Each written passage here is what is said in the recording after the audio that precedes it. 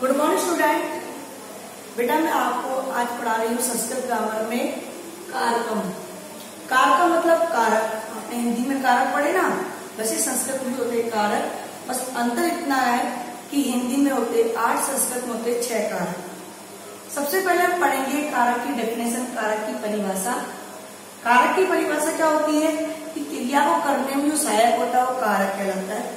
तो क्रिया जनकत्वम कारकम, संस्कृत बोलेंगे क्रिया जनकत्वम कारकम, अर्थात जो क्रिया करता है, क्रिया संपन्न करता है वही कारक कहलाता है, या क्रिया को करने में जो सहायक होता है वही कारक कहलाता है। संस्कृत में लिखेंगे क्रिया जनकत्वम कारकम अथवा क्रिया करोति इति कारकम, जो क्रिया करता है वही कारक कहलाता है। कारकों की संख्या संस्कृत में होती है 6। कितनी होती है? 6 होती है, 8 नहीं होती है। कारकों की संख्या संस्कृत में होती है 6। 6 में क्या क्या होते हैं? कर्ता, कर्म, करण, संप्रदान, अपादान और अधिकरण। 6 कारक कौन से होते हैं? कर्ता, कर्म, करण, संप्रदान, अपादान और अधिकरण। इसमें संबंध और संबोधन को कारक में नहीं गिना जाता, क्योंकि संबंध और संबोधन का क्रिया से सीधा संबंध नहीं होता है, इसलिए संबंध और संबोधन को कारक की श्रेणी में नहीं गिना जाता। हो गया क्लियर का? दोबारा देखिए, सबसे पहले कारक की डेफिनेशन, क्रिया जनकत्वम कारकम, अर्थात क्रिया को करने में जो सहायक होता है वही कारक कहलाता है। संस्कृत में कारक की संख्या 6 होती है। कौन कौन सी होती है? कर्ता, कर्म, करण, संप्रदान, अपादान और अधिकरण। इसमें संबंध और संबोधन को कारक में नहीं रखा जाता, क्योंकि इनका क्रिया से सीधा या साक्षात संबंध नहीं होता।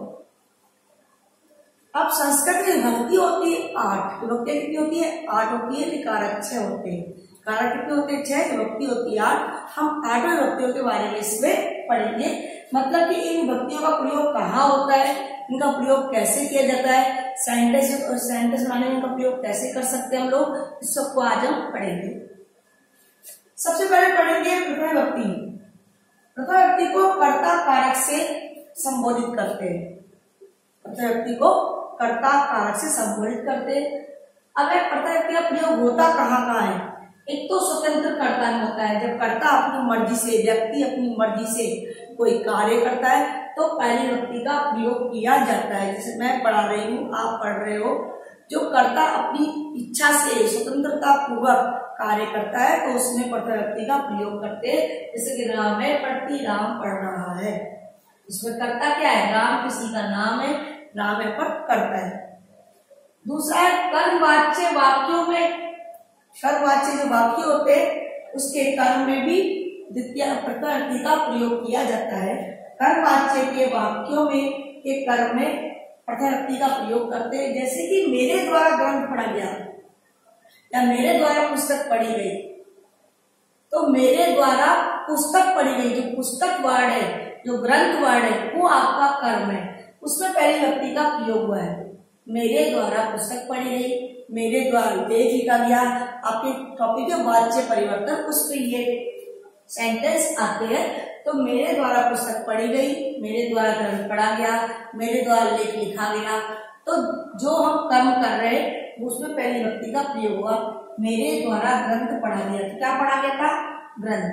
तो ग्रंथ को हमने पहली विभक्ति का प्रयोग किया, ग्रंथ है। तीसरा पॉइंट है संबोधन में। संबोधन में भी प्रथम विभक्ति का प्रयोग किया जाता है। जैसे कि हे राम पुस्तक पढ़ो, तो हे राम के लिए हे राम है, तो इसका क्या पहली विभक्ति का प्रयोग किया जाता है। फोर्थ और इम्पोर्टेंट है इति शब्द में, जहां इति शब्द आएगा, जहां भी इति शब्द आएगा वहां पहली विभक्ति का प्रयोग किया जाता है। जहां इति शब्द आता है वहां पहली विभक्ति का प्रयोग किया जाता है। इसमें बहुत मोस्ट है ये वाला पॉइंट कि जहां पहली विभक्ति का प्रयोग करते हैं, जहां इति शब्द का प्रयोग करते हैं वहां पहली विभक्ति लगाई जाती है। जैसे कि हम सब इसको राम के नाम से जानते हैं, तो इति आते ही, इति वर्ड आते ही उसके सब पहले वाले वर्ड में पहली विभक्ति लगानी है। इति शब्द आते ही उसका जो पहले, उससे पहले जो जस्ट वर्ड आया है, करता है, उसमें पहली विभक्ति का प्रयोग किया जाता है। ये इसका मोस्ट पॉइंट है प्रथम विभक्ति का।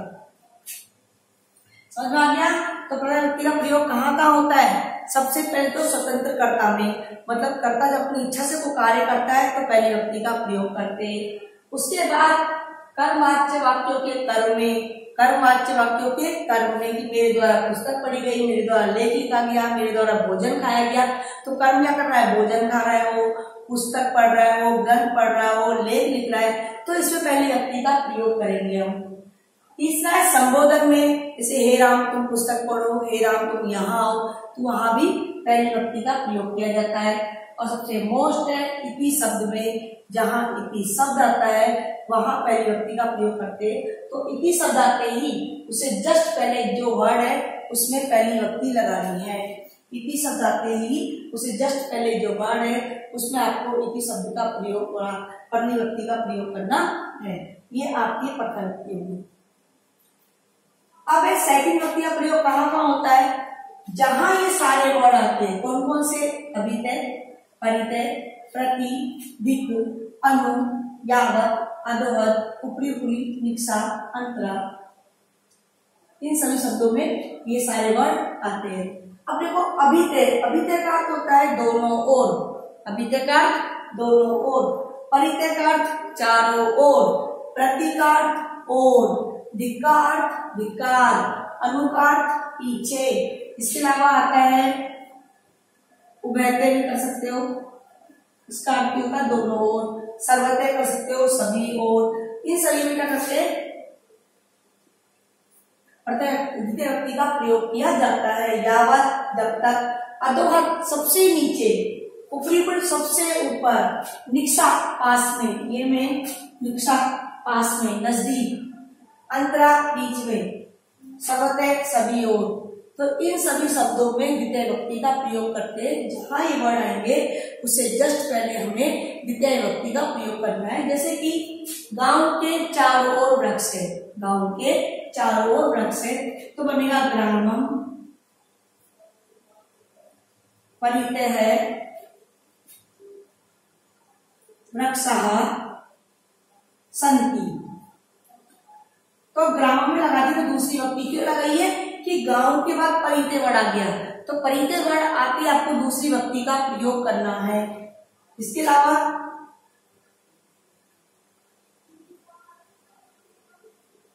दुर्जना, दिक्, दुर्जनों को धिक्कार है, दुर्जना दिक्, दुर्जनों को धिक्कार है। तो जहां ये वाला वर्ड आ जाएगा, धिक् वर्ड आ जाएगा, वहां दूसरी विभक्ति का प्रयोग करेंगे।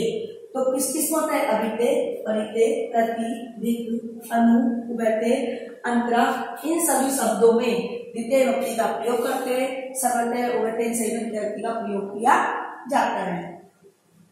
अब अधि उपसर्ग के साथ शीर्षता धातु आने पर, जहां भी अधि उपसर्ग आ जाएगा, जहां भी क्या आ जाएगा? अधि उपसर्ग आ जाएगा, वहां भी दूसरी विभक्ति का प्रयोग किया जाता है। शी का अर्थ होता है सोना, स्लीप वाला सोना। स्था का अर्थ होता है ठहरना,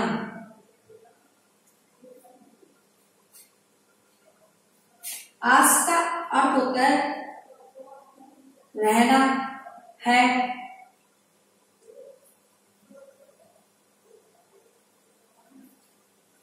जहां ये वर्ड आएंगे उसके साथ अधि उपसर्ग आएगा तो ही दूसरी विभक्ति का प्रयोग होगा। अधि उपसर्ग आने पर ही दूसरी विभक्ति का प्रयोग होगा। जैसे कि हरि,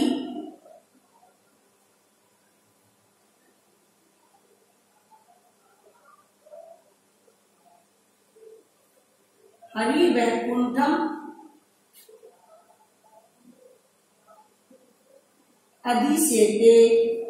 इसका अर्थ है जो भगवान विष्णु है वो वैकुंठ में सोते हैं, वैकुंठ में रहते हैं। भगवान विष्णु वैकुंठ में निवास करते, वैकुंठ में रहते हैं। तो यहाँ पर क्या आएगा? वैकुंठम। वैकुंठम क्यों लिखा हमने? क्योंकि यहाँ पर अधि उपसर्ग के साथ सी धातु आ गया, अधि उपसर्ग के साथ सी धातु आ गया। इसको हम यूं लिख सकते हैं, हरि वैकुंठम अधियास्ते। हरि वैकुंठ में विराजमान है, रहते हैं। तो यहाँ भी आपने अति उपसर्ग आ गया तो वैकुंठम लिख दिया। जहां भी अति उपसर्ग आएगा वहां दूसरी विभक्ति का प्रयोग किया जाता है।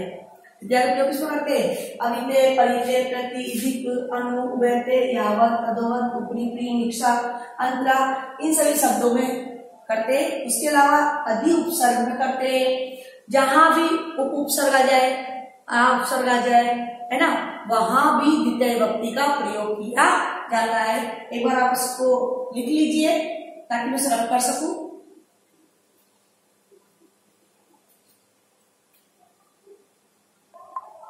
इसी का तीसरा पॉइंट है, जहां भी उप, अनु, आ उपसर्ग आ जाए, कौन आ जाए? उप, अनु और आ उपसर्ग आ जाए, उसके साथ केवल वस धातु आ जाए। क्या आ जाए? वस धातु आ जाए, तो हम तो भी द्वितीय विभक्ति का ही प्रयोग करेंगे। जैसे कि मोहन नगर के पास आता है, तो मोहन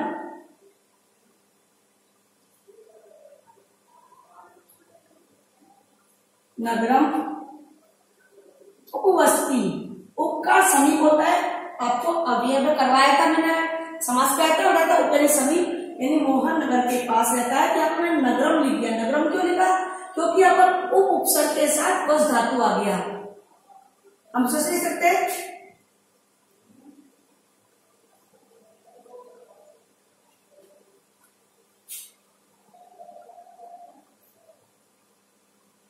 अगर उपस लिखते, मैंने लिखा मोहन नगर वस्ती, सिंपल है, मोहन नगर में रहता है। वस के आगे कोई भी उपसर्ग नहीं है, वस के आगे कोई भी उपसर्ग नहीं है, तो जब उपसर्ग नहीं है तो मैंने यहाँ सप्तमी विभक्ति लगा दी, नगरे, रामे।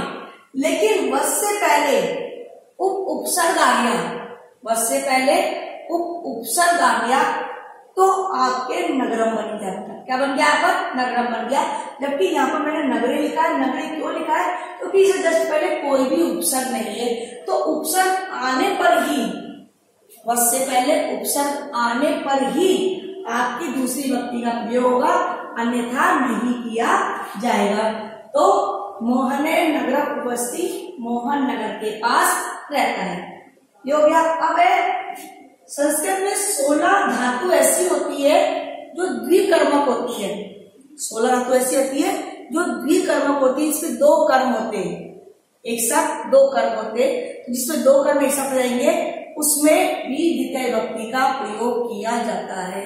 जिसमें 2 कर्म एक साथ आते हैं उसमें भी द्वितीय विभक्ति का प्रयोग किया जाता है। जैसे कि सुरेश है महेशा पुस्तक याचते। अब सुरेश या महेश पुस्तक, इन दोनों में दूसरी विभक्ति का प्रयोग किया गया है, क्योंकि यहाँ पर 2 कर्म है। सुरेश महेश से पुस्तक मांगता है, सुरेश महेश से पुस्तक याचते में मांगना, मतलब मांगना। 2 कर्म कौन कौन से हो गए? महेश और पुस्तक। जहां भी 2 कर्म आएंगे वहां भी द्वितीय विभक्ति का प्रयोग किया जाता है। लास्ट पॉइंट है, 5th पॉइंट इसका, कि जहां कालवाची और मार्गवाची शब्द है। काल मतलब समय, जहां पर समय का बोध हो रहा है, और मार्ग मतलब मार्ग का बोध हो रहा है। जैसे 2 किलोमीटर दूर, 5 किलोमीटर दूर, 2 कोस दूर, ये मार्ग हो गया। समय 5 दिन, 7 दिन, वर्ष भर, ये समय हो गया। तो जहां भी समय का और मार्ग का बोध होता है वहां भी द्वितीय विभक्ति का प्रयोग किया जाता है। जैसे कि रमेश 5 दिन से पुस्तक पढ़ रहा है, रमेश 5 दिन से पुस्तक पढ़ रहा है। तो रमेश कितने दिनों से? 5 दिन से। तो पंचदिनानि पुस्तकानि पठति। तो यहाँ पर क्या आ गया? पंचदिन क्या आ गया? यहाँ पर पंचदिन मतलब क्या आ गया? पर समय का बोध हो रहा है 5 दिन से। रमेश 5 दिन से पुस्तक पढ़ रहा है। जहां भी समय का बोध होगा, मार्ग का बोध होगा, वहां भी द्वितीय विभक्ति का प्रयोग किया जाता है। तो आज हमने पढ़ा प्रथमा और द्वितीय विभक्ति का प्रयोग कहाँ होता है। उन्हें रिपीट कर रही हूँ। प्रथमा विभक्ति का प्रयोग किया जाता है सबसे पहले स्वतंत्रकर्ता में, इसके आपके 4 पॉइंट स्वतंत्रकर्ता में, कर्मवाच्य वाक्यों के कर्म में, संबोधन में और इति शब्द में पहली विभक्ति का प्रयोग किया जाता है। नहीं होता इति शब्द, जहां भी इति शब्द आएगा वहां पहली विभक्ति का प्रयोग करेंगे। द्वितीय विभक्ति का प्रयोग करते हैं कर्ता जिसके द्वारा सबको सबसे अधिक चाहता है, पहला पॉइंट। दूसरा पॉइंट क्या था, अभिते परिते प्रति दीप अनु उपसर्ग, अब यावत आवत पदवद उपरी निक्षा अंतरा, ये सभी शब्द जहां आएंगे वहां भी द्वितीय विभक्ति का प्रयोग होगा। इसके अलावा अगर अधिक उपसर्ग आ जाएगा तो भी द्वितीय विभक्ति का प्रयोग होगा। वस के साथ उप अनु आ उपसर्ग आएगा तो भी द्वितीय विभक्ति का प्रयोग होगा। 16 द्विकर्मक धातु है संस्कृत में, उसमें भी द्वितीय विभक्ति का प्रयोग होता है क्योंकि उसमें 2 कर्म आते हैं। कालवाची और मार्गवाची शब्दों में भी द्वितीय विभक्ति का प्रयोग किया जाता है। तो आज हमने पढ़ा प्रथमा और द्वितीय का प्रयोग कहाँ कहाँ होता है, आपसे इसका रीड करेंगे, लर्न करेंगे। Thank you.